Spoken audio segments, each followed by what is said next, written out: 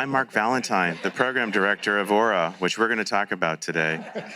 It's wonderful to have you here, and it's wonderful to have you here surrounded by this spectacular art. And if you haven't had a chance, please spend some time and walk around and soak it up and appreciate the output of a dialogue between the very gifted John Morrow and our global community of scientists and researchers and academics and journalists and so forth. While I'm at it, I'll acknowledge, hopefully on Zoom, is Andrea Fry, my colleague. So Andrea, we wish you were here with us in person. I was just reflecting in preparation for this and what a journey it's been over the last 4 years. And like so many things at Commonweal, it started with Michael Lerner.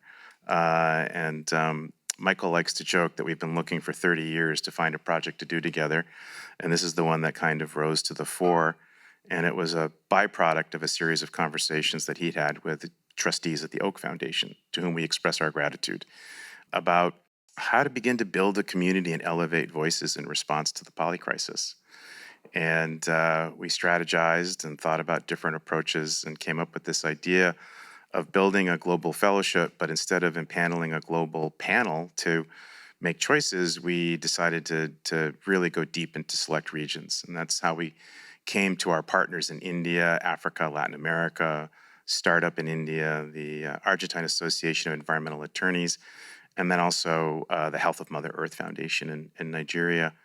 And over the last 3+ years, we've co-created this incredible community. We have 63 fellows now, and we have over 30 research partners.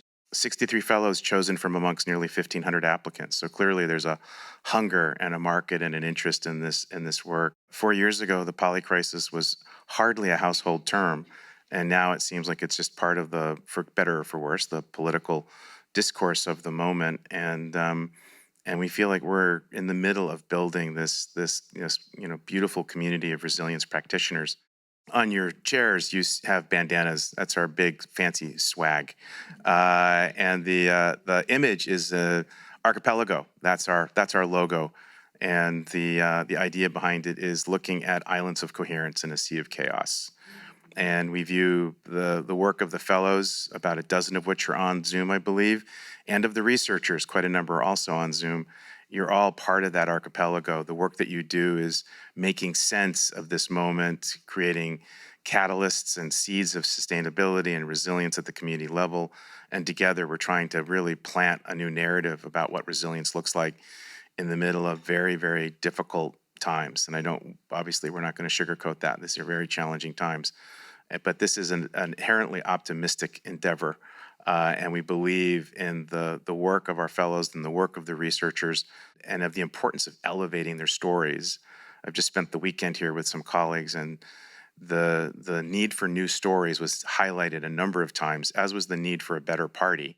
So hopefully we'll have a nice party after this is over, and we'll continue to co-create new stories together.